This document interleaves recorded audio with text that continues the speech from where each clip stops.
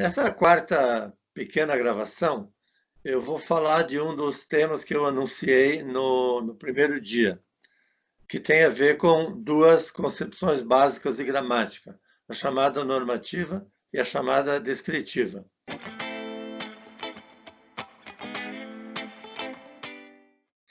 Hoje eu vou dar uma sugestão de como se deve lidar, trabalhar, o que tipo de atividades podem ser feitas, tendo em vista o domínio da chamada gramática normativa.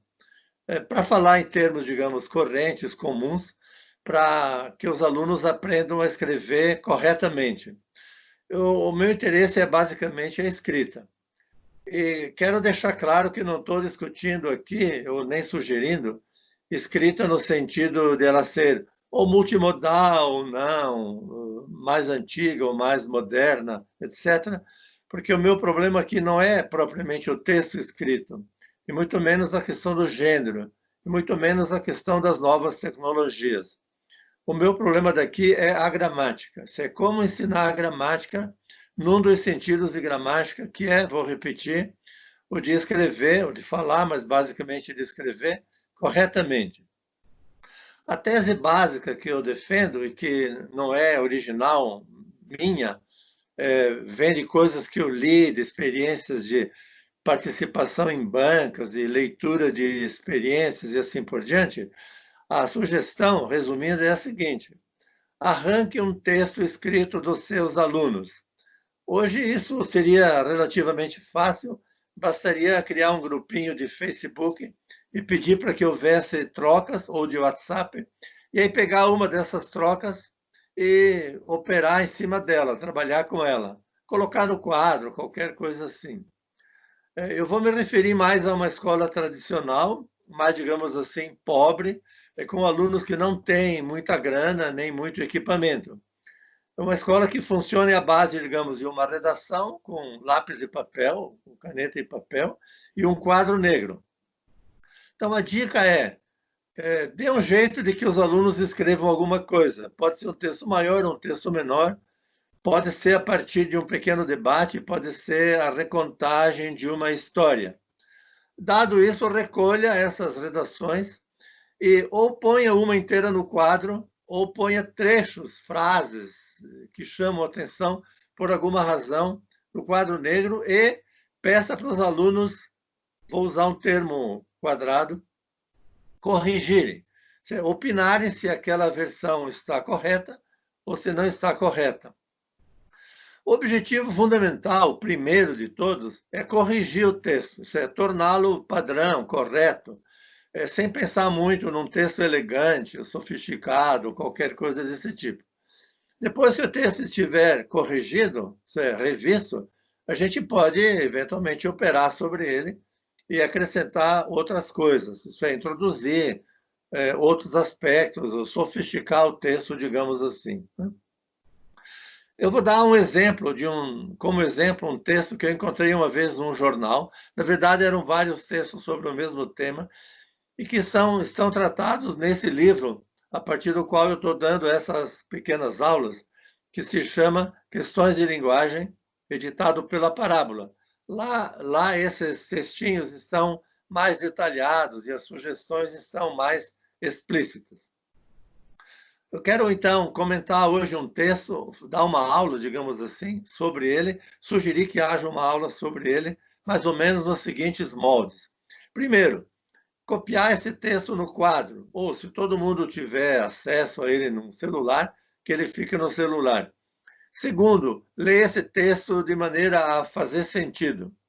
Esse texto vai aparecer na tela, espero, e vocês vão ver que a principal característica dele é que ele não tem nenhum sinal de pontuação, nem vírgula, nem nada. Ele começa e só tem um ponto lá no final, depois de duas linhas aqui digitadas no computador. Eu vou ler esse texto como me parece que ele deveria ser depois de corrigido, considerando-se a pontuação e outras pequenas coisinhas. Então, vou ler. É terrivelmente violento. O menino, esses dias, sem querer, porque o outro o empurrou, porque o outro empurrou ele esbarrou no outro moleque, ele foi para cima dele, aí ele xingou o moleque. Eu separei aqui algumas unidades que me parecem mais ou menos óbvias. Em relação a algumas, eu tenho alguma dúvida e por isso vou depois dar uma outra sugestão. Então, por exemplo, o começo é terrivelmente violento. A gente não pode ler "e terrivelmente violento o menino esses dias". A gente tem que ler "é terrivelmente violento", ponto. O menino esses dias, sem querer, porque outro empurrou ele esbarrou no outro moleque, ponto. Ele foi para cima dele, ponto. Aí ele xingou o moleque, ponto. Eu acho que aqui a gente pode ter alguma dúvida sobre quantos meninos estão envolvidos, quantos moleques estão envolvidos. Se são 3 ou se são 4. Eu acho que são 3. Né? Depois eu vou dar uma sugestão de como eliminar esse problema, dando nomes próprios, introduzindo nomes próprios no lugar desse pronome ele. Então, a primeira correção seria, né, por iniciativa dos alunos, por sugestão dos alunos, ou quando eles não sugerem, por intervenção do professor, chegar ao seguinte estágio: é terrivelmente violento, ponto. Vejam que eu coloquei um acento nesse primeiro E, porque esse acento não existia na primeira versão. Então, ponto. Maiúsculo. O menino, esses dias, sem querer, porque o outro empurrou ele, ou porque o outro o empurrou, esbarrou no outro moleque. Ponto. Aqui eu não coloquei o ponto, mas vocês devem colocar. Ele já foi para cima dele, aí ele xingou o moleque. Como tem alguma dúvida sobre quantos moleques estão envolvidos nessa história, eu vou dar uma outra sugestão, que é trocar esses eles por nomes próprios. Então, o texto ficaria assim: é terrivelmente violento. Pedro, esses dias, sem querer, só porque... Aqui eu estou introduzindo esse só para dar uma ideia de que a violência é resultado de coisas banais. Né? Então, só porque José empurrou ele, ou porque José o empurrou, esbarrou no João. Aqui eu posso tirar o Pedro, porque o Pedro está ali no começo dessa oração. Ó. Pedro, esse dia, sem querer, só porque José o empurrou, esbarrou no João. Né? Então, fica claro que é o Pedro que esbarra no João. Ponto. Esse foi para cima do Pedro. Ou então, esbarrou no João, que foi para cima do Pedro. Ponto. Aí Pedro xingou o João. Evidentemente que esse não é um texto, digamos, que é um conto com caráter literário que você poderia publicar. Ainda não. Ele precisa ser retrabalhado. Por exemplo, o começo desse texto é um pouco estranho. A gente não tem ideia do que é que esse texto está falando. O que é terrivelmente violento. Com base numa página de jornal onde esse texto e outros foi publicado, e que todos são sobre violência, e basicamente violência na escola, eu posso imaginar que houve um debate na sala de aula sobre violência, talvez sobre violência na escola, e depois disso os alunos foram convidados a escrever uma redação. Então, para colocar esse texto num contexto mais adequado, a gente pode mudar o começo. Então, por exemplo, em vez de é terrivelmente violento, simplesmente, perguntar para os alunos o que é terrivelmente violento. Talvez eles digam que é a escola. Não sei, é uma hipótese. Então, o que é a sociedade, o que é o bairro. Se eles disserem que é a escola, você pode, por exemplo, começar esse texto de uma das seguintes maneiras: e multiplicando esses começos, de maneira que você pode gastar uma grande parte de uma aula só reescrevendo a primeira frase. Então, por exemplo, é terrivelmente violento. A escola é muito violenta, uma alternativa. Ou a escola é um lugar muito violento. Ou há muita violência na escola. Ou há uma violência terrível na escola. Ou há uma terrível violência na escola. Se você introduz esse terrível, você retoma o terrivelmente no começo. Né? E até dá para mostrar para eles que, se você usar um adjetivo, né, você vai dizer que a violência é terrível. Se você usar o advérbio, você vai dizer, por exemplo, que o ambiente ou a escola é terrivelmente violento. Então, são sugestões desse tipo que eu estou dizendo que podem ser as aulas de gramática normativa. Onde é que entra claramente, ou mais claramente aqui, a gramática normativa, ou aspectos da gramática normativa? Basicamente, é a pontuação. Em segundo lugar, são algumas pequenas manobras que você pode fazer. Por exemplo, só porque José empurrou ele, você pode introduzir, só porque José o empurrou. Só porque José o empurrou. Você vai introduzindo aos poucos, todo dia, um caso, etc. Esse tipo de pronome no lugar do ele. Né? Então, você torna esse texto relativamente correto.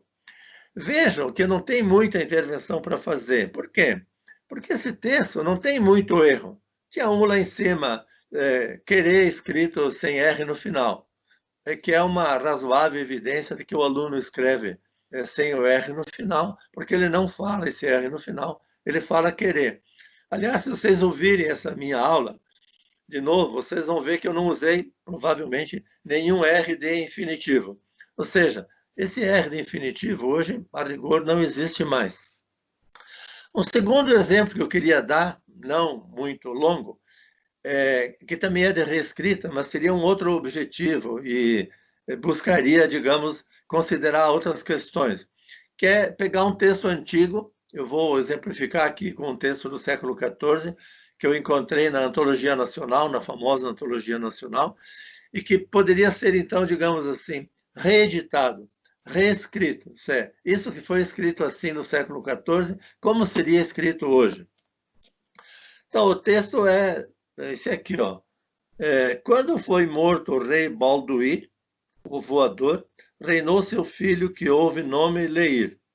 Esse rei Leir não houve filho, mas houve 3 filhas muito formosas e amava-as muito. A gente pode tratar desse textinho sequencialmente de várias questões. Por exemplo, as questões ortográficas. Verificar como se escrevia rei naquele tempo, com 2 R's no começo e com Y no final. Reinou, 2 R's no começo e um Y no final da primeira sílaba. Como se escrevia houve. Não tinha H e não tinha H. Né? E tinha um outro sentido. Houve era, evidentemente, teve. Isso o rei não teve, reinou seu filho, que teve o nome Leir, que a gente pode reescrever como que se chamava Leir, ou que se chamou Leir, ou cujo nome era Leir. Esse rei, de novo, repete com 2 R's, etc., não houve filho.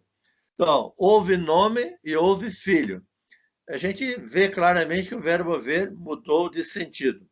Mas houve 3 filhas. Não houve filho, mas houve 3 filhos. Teve 3 filhas, muito formosas, e amava-as muito. Esse texto reeditado seria mais ou menos assim. Claro, há outras versões possíveis, mas uma hipótese é essa. Quando morreu o rei Balduíno, o voador, reinou seu filho, que teve o nome de Leir. E esse rei não teve filho, mas teve 3 filhas muito formosas e amava-as muito. A gente pode mudar isso aqui. Né? Por exemplo, ele não teve filho, ponto. Mas teve 3 filhas muito formosas, ponto. Amava-as muito. Ou teve 3 filhas muito formosas que ele amava muito. Podemos introduzir N pequenas alterações nesse texto. Frases mais longas, frases mais curtas. Trocar um verbo por outro. Observar, por exemplo, que esse aposto que vem depois de voador não pode vir antes de Balduíno, não pode ser, por exemplo, assim, quando morreu o rei voador, Balduíno, fica meio estranho, isso é uma ordem das palavras que pode ser seguida e há ordens que não fazem sentido. Né? Então, não posso dizer, por exemplo, quando o rei Balduíno morreu, o voador, né? Quer dizer, voador tem que estar perto de Balduíno, porque é o seu aposto. Na próxima aula eu vou falar ainda de coisas desse tipo, na próxima gravação, né? Mas tendo como ênfase não o texto, etc., mas a palavras, podem ser palavras, e com ênfase na questão da ortografia. Até a próxima.